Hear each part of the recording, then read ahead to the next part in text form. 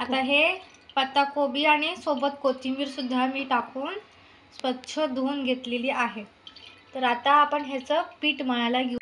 तर मी की नाही हे आपलं ह्याच्यावरती करणार आहे की ह्याच्यावरती केल्याने ना खूप छान अशी चव येते आपल्याला. तर मिक्सरचं वाटण की नाही आमच्या घरी ना चालत नाही, त्याचं चवच येत नाही, म्हणून आम्ही नेहमी ह्याच्यावरच करतो. तुम्ही मिक्सरवर पण करू शकता. तर आता आपण याच्यामध्ये लसूण टाकणार आहोत. तर मी इथे 6-7 पाकळ्याच्या लसणाच्या पाकळ्या घेतलेल्या आहेत. तर आता ह्याच्यासोबत आपण टाकणार आहोत जिरे, सोबत आपण टाकूया ओवा, चवीनुसार मीठ. आता आपण ह्याला वाटून घेऊया. तर आपण अशा प्रकारे आबडधोबड ठेचा वाटून घ्यायचा आहे. तर मी इथे 2 वाटी ज्वारीचं पीठ, 1 वाटी गव्हाचं पीठ आणि 1 वाटी बेसनाचं पीठ घेतलं आहे. ही आमची घरची मोठी वाटी आहे, त्या वाटीचं प्रमाणाने घेतलेलं आहे. तुम्ही तुमच्या हिशोबाने घ्यायचं आहे. तर आता आपण हे सगळे पीठ मिक्स करून घेऊया.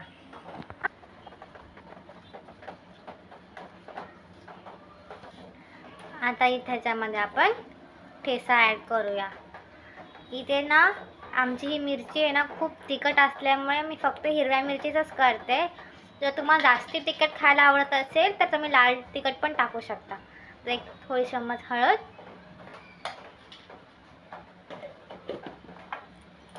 मीठ,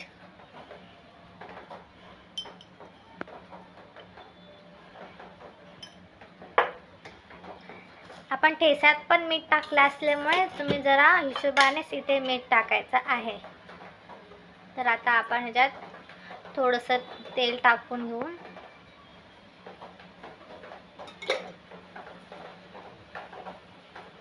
कांदा पात ॲड करून छानपैकी आपल्याला ह्याला पिठाला मळून घ्यायचं आहे.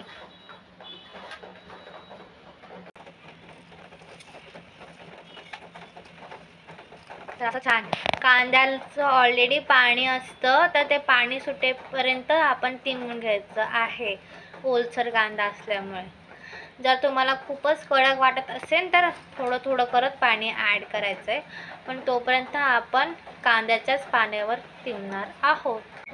तर इथे मला पीठ थोडं कोरडं वाटत आहे म्हणून मी परत पाणी ॲड करते.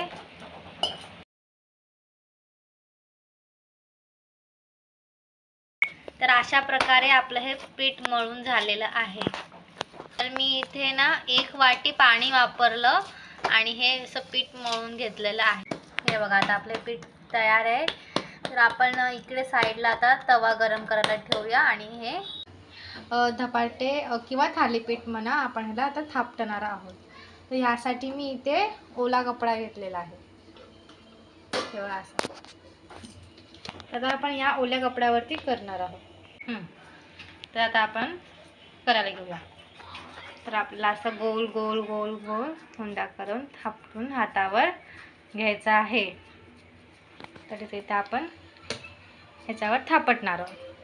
असं हाताला पाणी लावून आपल्याला छानपैकी थापटून घ्यायचं आहे. चारही बाजूने आपल्याला इक्वल थापायचं आहे. कुठे जाडसर किंवा कुठे पातळ आपल्याला ठेवायचा नाही आहे.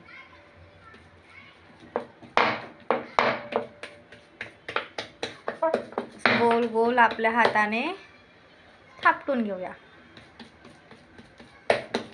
आता आपलं हे छानपैकी थापटून झालेलं आहे. तर असं मधोमध आता आपल्याला गोल गोल करायचं आहे, जेणेकरून हे त्या छान प्रकारे भाजले जातात.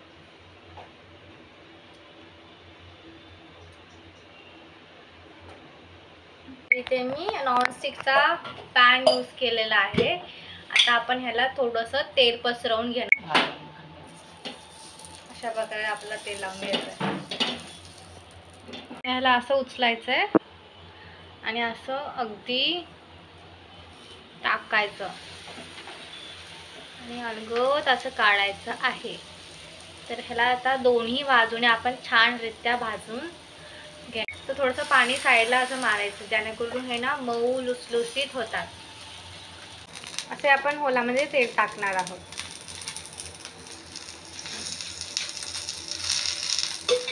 ना तर छान चौकून असे तेल पसरतं. आणि हे बघा आता हळूहळू ना साईडचे कडा सुटलेले आहेत आपले. तर आपण ह्याला आता टर्न करूया.